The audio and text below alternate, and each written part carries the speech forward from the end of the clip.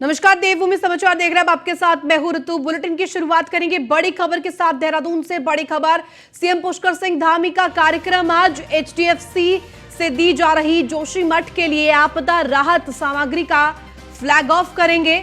शाम 6 बजे सीएम धामी मुख्यमंत्री कैंप कार्यालय के लिए प्रस्थान करेंगे और इसके बाद रात 10 बजे कैंप कार्यालय में ही शासकीय कार्य को पूरा करेंगे सीएम धामी। और ज्यादा जानकारी के साथ संवाददाता सुदीप जैन हमारे साथ जुड़ गए। सुदीप, क्या कुछ आज कार्यक्रम मुख्यमंत्री धामी के? जी देखिए, मुख्यमंत्री पुष्कर सिंह धामी का बड़ा व्यस्त शेड्यूल है। आज कार्यों के निस्तारण के साथ साथ चार धाम यात्रा के लिए जोशीमठ के लिए भी उनकी बैठकें प्रस्तावित हैं। साथ ही जो जोशीमठ के आपदा पीड़ित हैं उनके लिए भी मुख्यमंत्री पुष्कर सिंह धामी आज बैठक कर सकते हैं। और अभी तक की जानकारी के मुताबिक मुख्यमंत्री करीब 11 बजे तक सरकारी आवास में रहकर शासकीय कामकाज निपटाएंगे और इसके बाद मुख्यमंत्री पुष्कर सिंह धामी सचिवालय आएंगे। सुबह 11:15 बजे एचडीएफसी बैंक द्वारा जो जोशीमठ के लिए आपदा राहत सामग्री दी जा रही है उसका फ्लैग ऑफ है और इसके बाद मुख्यमंत्री 2 बजे के करीब सचिवालय पहुंचेंगे। सचिवालय पहुंचना प्रस्तावित है, जहां वो अलग अलग बैठकों में G20 की तैयारियों की बैठक में हिस्सा लेंगे और अफसरों को निर्देश देंगे कि G20 में होने वाली बैठक निर्बाध रूप से संपन्न हो। क्योंकि महत्वपूर्ण अपडेट ये भी है कि कल रात में कुछ मीडिया कर्मियों को और मुख्यमंत्री के नाम की धमकी का कॉल आया है। पन्नू नामक एक प्रतिबंधित संगठन के प्रमुख का, ये यूएस में रहता है और समय समय पर हिंदुस्तान में माहौल खराब करने, खालिस्तान को प्रमोट करने की बातें करता रहा है। और ये फोन मीडिया कर्मियों और अफसरों को ज्यादा आए हैं कि यदि झूठे मुकदमे कायम हुए तो कार्रवाई होगी, हम G20 बैठक का विरोध करते हैं, इस प्रकार का एक कॉल आया है। इसके बाद इस G20 की बैठक को लेकर अलर्ट तो बढ़ाया गया है। साथ ही देर रात ही जिन जिन नंबरों से फोन कॉल्स आए हैं सबको जांच में लेते हुए इन सबको ट्रेस करने के लिए कि कहां से कॉल जनरेट हुई है, कहां से कॉल आई है, मैसेज कहां से अपलोड हुआ, इन सारे विषयों की जांच भी शुरू हुई है। तो ये भी एक बड़ा अपडेट है, इस पर मुख्यमंत्री अफसरों से चर्चा कर सकते हैं। ठीक है सुदीप, नजर बनाकर रखिए, आगे भी आपसे अपडेट लेंगे।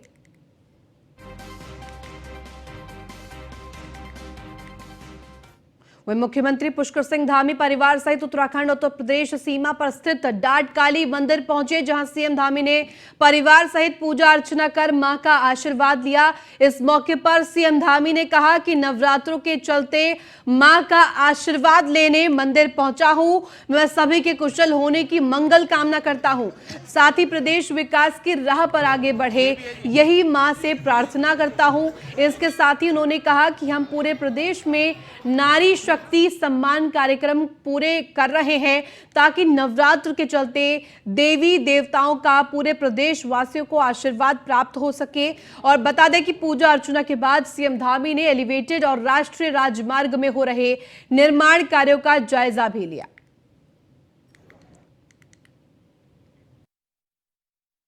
आजकल पवित्र नवरात्रि का समय चल रहा है और डाटकालिका देवी हमारी आराध्य देवी हैं और हम सब पर उनकी कृपा रहे। पूरे प्रदेश पर सभी लोग अपना सुख समृद्धि से रहे, प्रदेश हमारा आगे बढ़े, विकास की तरफ बढ़े और सारे कार्य हमारे बिना विघ्न बाधा के संपन्न। मैंने माँ से प्रार्थना की है और इस बार का पर्व वैसे भी हम लोगों ने मातृशक्ति को समर्पित किया है।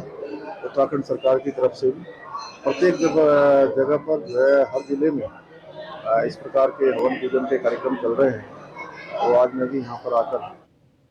वही मुख्यमंत्री पुष्कर सिंह धामी आशा रोडी चेक पोस्ट पहुंचे, जहां उन्होंने दिल्ली देहरादून हाईवे निर्माण का स्थलीय निरीक्षण किया, साथ ही एलिवेटेड रोड के निर्माण कार्यों का भी जायजा लिया।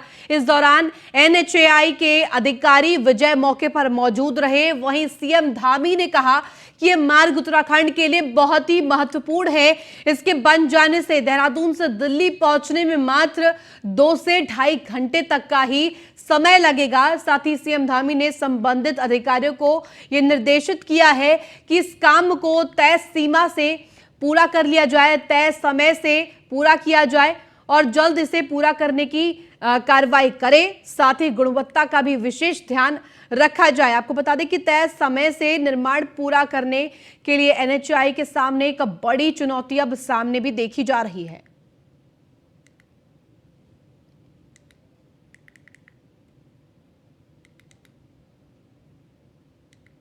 वहीं राहुल गांधी की लोकसभा से सदस्यता चली जाने के बाद पूरे कांग्रेस पार्टी सरकार के विरोध में खड़ी हो गई है।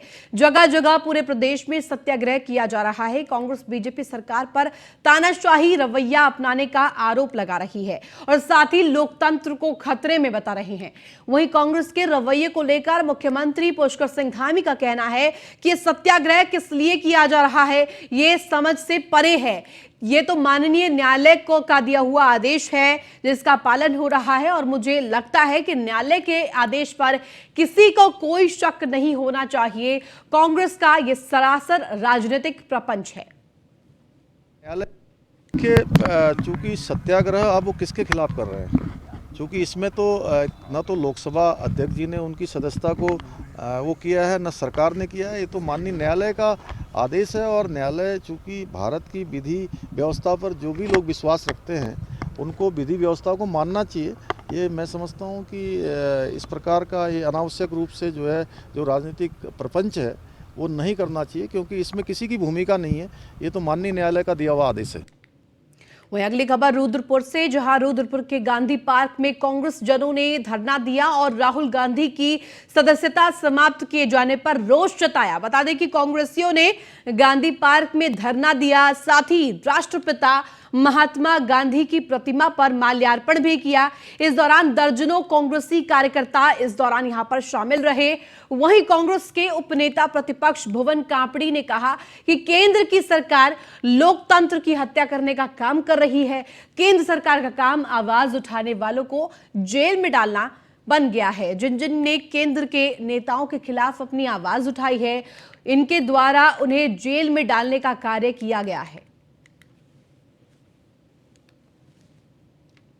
ये बड़ा दुर्भाग्य का विषय है। जो भारत का लोकतंत्र है, जिसका पूरा विश्व सम्मान करता था, आज लगातार लोकतंत्र की हत्या में भारतीय जनता पार्टी उमादा है। आपने देखा होगा कि जिस प्रकार से राहुल गांधी जी की सदस्यता अचानक 2 साल के लिए ख़त्म कर दी, क्योंकि राहुल गांधी अडानी के खिलाफ बोल रहे हैं। राहुल गांधी संसद में ये सवाल पूछ रहे हैं कि क्यों पूरी भारत की सरकार अडानी को बचाने में पड़ी है, जिसने भ्रष्टाचार किया हुआ है। क्यों महंगाई कम नहीं हो रही है, क्यों बेरोजगारों को रोजगार नहीं मिल रहा है, क्यों सिलेंडर लगातार महंगा होता जा रहा है, क्यों डीजल पेट्रोलों के दाम आसमान छूते जा रहे हैं, क्यों हमारे देश का रुपया लगातार पतला होता जा रहा है। इस बात को कह रहे हैं। तो भारतीय जनता पार्टी नहीं चाहती भी कोई भी सच बोले। जो सच बोलता है उसके खिलाफ कुछ कहीं ईडी, कहीं सीबीआई, कहीं इनकम टैक्स के छापे मारते हैं। और राहुल गांधी की सत्ता खत्म कर भारतीय जनता पार्टी ने साफ साफ अपने जो उनका अंदर का डर है वो दिखाया है कि देश की जनता ये समझ चुकी है कि भारतीय जनता पार्टी की सरकार में हमारा देश खोखला हो चुका है। युवा बेरोजगार हैं, महंगाई दिन प्रतिदिन बढ़ती जा रही है। वहीं हरिद्वार के रानीपुर मोड़ पर इकट्ठा हुए कांग्रेस कार्यकर्ताओं ने सड़क जाम करने का प्रयास किया तो पहले से ही मौजूद पुलिस ने कई कार्यकर्ताओं को हिरासत में ले लिया। इसके बाद पुलिस कांग्रेस कार्यकर्ताओं को गाड़ियों में भरकर रोशनाबाद स्थित पुलिस लाइन ले गई। बताया जा रहा है कि कांग्रेस कार्यकर्ताओं ने बीजेपी सरकार पर जन विरोधी नीतियां अपनाने का आरोप लगाया और कहा कि बीजेपी सरकार की तानाशाही को बिल्कुल भी बर्दाश्त नहीं किया जाएगा। जब तक राहुल गांधी की सदस्यता बहाल नहीं होती तब तक इसी तरह से सड़कों पर उतरकर विरोध प्रदर्शन जारी रहेगा। वहीं एसपी सिटी स्वतंत्र कुमार ने बताया कि बिना सूचना और परमिशन के धरना प्रदर्शन किया जा रहा है, इसलिए कई लोगों को गिरफ्तार भी किया गया है।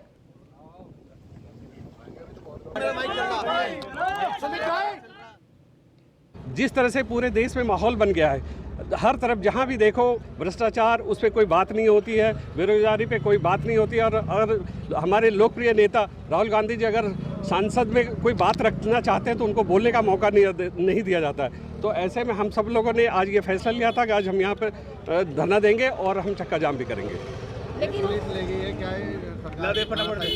ये बिल्कुल सरकार की तानाशाही रवैया जो अपना रही है, जो पुलिस प्रशासन जो कांग्रेस जनों के साथ जो तानाशाही दिखा रही है, इसका हम सभी कांग्रेस जन पूरे जोर से विरोध कर रहे हैं।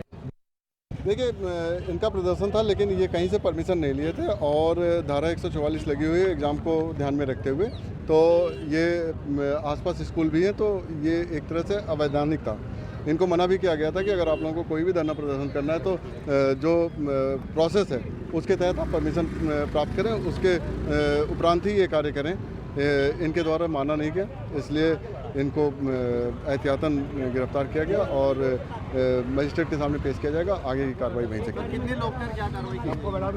मजिस्ट्रेट के सामने इन्हें पेश किया जाएगा। लोग इसके लिए ये जेल करे या जो मर्जी करे, शांतिपूर्वक ढंग से हम जो भी काम कर रहे हैं, अगर उसके लिए जेल भेजना चाहेंगे तो भेज दें, कोई इसमें बात नहीं है। कांग्रेस की तो परंपरा रही है, ये तो लोकतंत्र पैदा करने के लिए संघर्ष से जन्मी पार्टी है। अगर आज ये संघर्ष वापस कराना चाहते तो हम उसके लिए तैयार हैं, परंतु मैं इस बात को फिर ये कहूँगा कि ये टिट फॉर टैट वाली पॉलिसी इन्हें छोड़नी पड़ेगी। अगर सांकेतिक धरना के रूप में हम शांतिपूर्वक रुकना चाहते हैं और अगर हम महात्मा गांधी जी की मूर्ति के आगे बैठते हैं और ये हमें रोक रहे हैं तो निश्चित रूप से लोकतंत्र की हत्या है ये। कल को आपको सांस लेना भी दुर्भर कर दिया जाए। वही कांग्रेस नेता राहुल गांधी की सदस्यता रद्द होने के बाद राजनीति गर्मा गई है। इस मामले के बाद कांग्रेस लगातार केंद्र सरकार पर हमलावर है। इसी क्रम में अल्मोड़ा में कांग्रेस कार्यकर्ताओं ने काली पट्टी बांधकर विरोध जताया। काली पट्टी बांधकर ये विरोध प्रदर्शन किया गया। गांधी पार्क में हुए इस धरना प्रदर्शन में कांग्रेस के दिग्गज नेता और पूर्व विधानसभा अध्यक्ष गोविंद सिंह कुंजवाल ने शिरकत की। इस दौरान गोविंद सिंह कुंजवाल ने मोदी सरकार पर जमकर हमला बोला। कुंजवाल ने कहा कि प्रधानमंत्री नरेंद्र मोदी कांग्रेस नेता राहुल गांधी से डरे हुए हैं। उन्हें उन्हीं कुर्सी जाने का एहसास होने लगा है, जिस कारण 4 साल पुराने बयान को तोड़ मरोड़ कर पेश किया जा रहा है।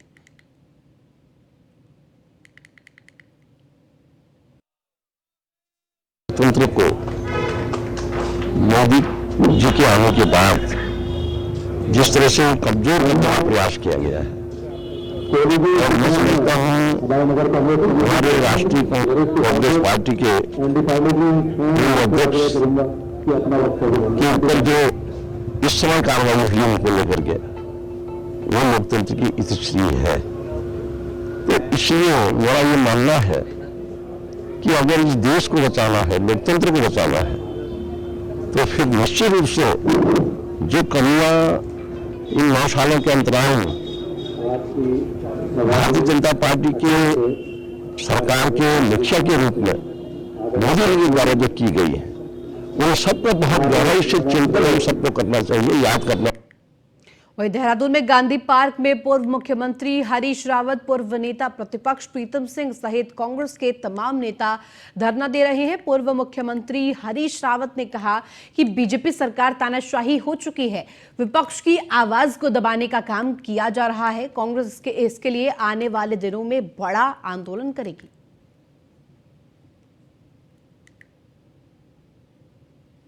ये हमारा सत्याग्रह है, देशव्यापी, देश के कोने कोने में सत्याग्रह किया जा रहा है। दिल्ली में बैठी हुई जो सत्तारूढ़ दल है, राजनीतिक दल है, एक दुराग्रहियों का झुंड है। उनके दुराग्रह के खिलाफ सत्याग्रह है, उनके अहंकार के खिलाफ जो है ये गांधी की जो अहिंसा का रास्ता है, विनम्रता का रास्ता है, वो रास्ता है। जो संविधान पर इन्होंने प्रहार किया है, उस संविधान, बाबा साहब अम्बेडकर के बनाए हुए संविधान पर, उस संविधान की रक्षा के लिए हमने ये जो सत्याग्रह का रास्ता है उसको अपनाया है। हमें उम्मीद है कि ये दुराग्रही लोग होश में आएंगे, समझेंगे। देश के अंदर संवैधानिक लोकतंत्र बिना प्रतिपक्ष के चल सकता है, बिना विरोध के चल। लगातार जो है लोकतंत्र पर प्रहार करने का काम कर रहे हैं, और अगर लोकतंत्र पर प्रहार होगा, देश के संविधान के विपरीत सरकार आचरण करेगी, तो स्वाभाविक बात है राहुल गांधी जी ने और कांग्रेस ने उसके खिलाफ आवाज बुलंद करने का काम किया है। और अगर तानाशाह हुकूमत के खिलाफ कोई आवाज उठाएगा तो राहुल गांधी जी की लोकसभा सदस्यता तो आप समाप्त कर सकते हैं, लेकिन उसके विरोध में जो स्वर आज पूरे देश के अंदर उठ रहे हैं उसको कैसे दबाएंगे। जिस कांग्रेस ने देश को आज़ादी दिलाई, आज़ादी के बाद इस देश के लोकतंत्र को जो है आगे बढ़ाने का काम किया है, तो मैं समझता हूं कि सत्ता में बैठे हुए लोगों को ये समझना चाहिए कि यह देश संविधान के तहत और लोकतंत्र की मर्यादाओं के तहत संचालित होगा, न कि खबर लक्सर से, जहां लक्सर में मनमोहन सिंह नामक पुलिसकर्मी का विदाई सम्मान समारोह आयोजित किया गया। इस दौरान लक्सर कोतवाल अमरजीत सिंह समेत कोतवाली में तैनात वरिष्ठ पुलिस उप निरीक्षक अंकुर शर्मा और कस्बा चौकी प्रभारी नीरज रावत और अन्य कई पुलिसकर्मी भी मौके पर सम्मान समारोह के दौरान मौजूद रहे। दरअसल मनमोहन सिंह लक्सर में बतौर पुलिस वाहन चालक के रूप में तैनात चले आ रहे थे। इस दौरान उन्हें माल्यार्पण करते हुए उपहार भेंट कर विदाई दी गई।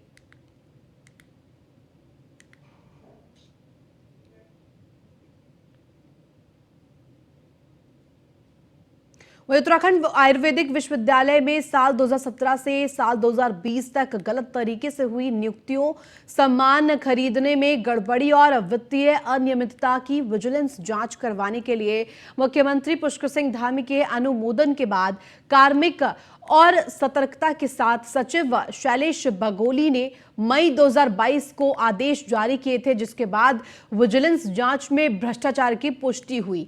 वहीं आयुर्वेद विश्वविद्यालय में करीब 300 करोड़ का घोटाला सामने आया है। विजिलेंस ने जांच रिपोर्ट शासन को सौंप दी।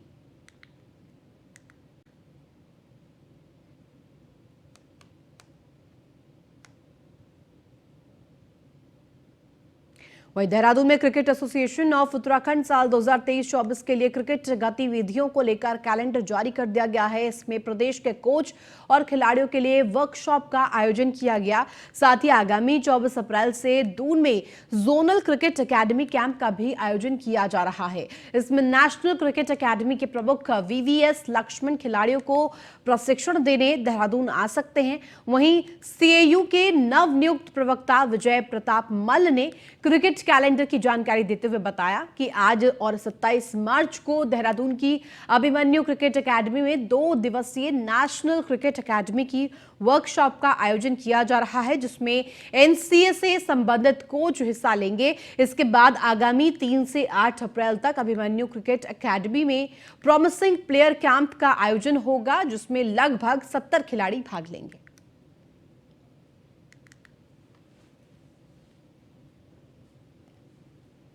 CAU में जो ब्रीफिंग की इसमें क्रिकेट ऑपरेशन की, उसको लेकर था कि हमारे यहाँ क्या क्या होने जा रहा है इन आगे वाले आगामी महीनों में या इस साल के लिए क्या क्या हमारे प्रोग्राम्स हैं।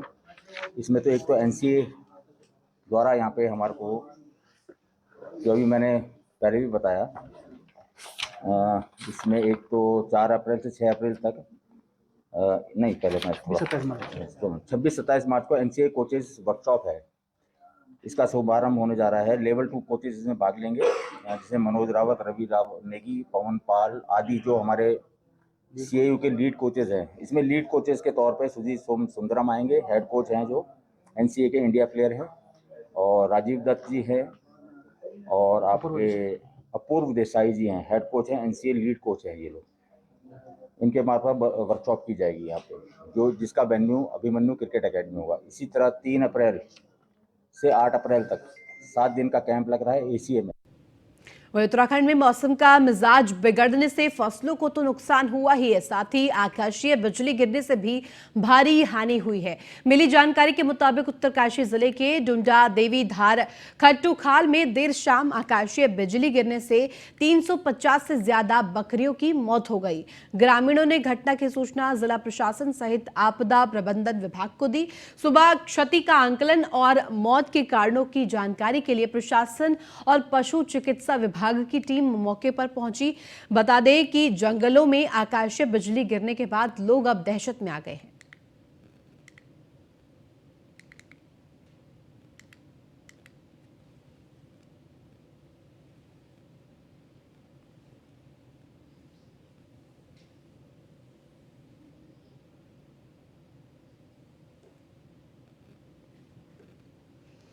और गांव में इस वक्त इस हादसे के बाद दहशत फैल गई है। तस्वीरों के जरिए हम ब्लर करके तस्वीर इसलिए दिखा रहे हैं क्योंकि इस हादसे में कई बकरियों की मौत हो गई है। आकाशीय बिजली गिरने से इन बकरियों की मौत की जानकारी, गांव में दहशत का माहौल भी दर्ज किया गया है।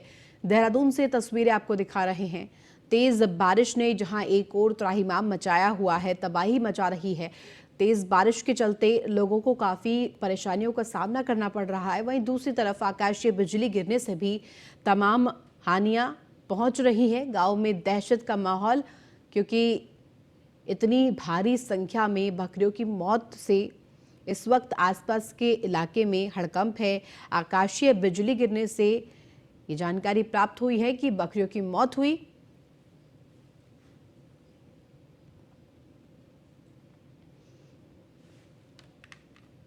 तो इसी के साथ फिलहाल देवभूमि उत्तराखंड के इस खास बुलेटिन में बस इतना ही। आप देखते रहे न्यूज़ 1 इंडिया।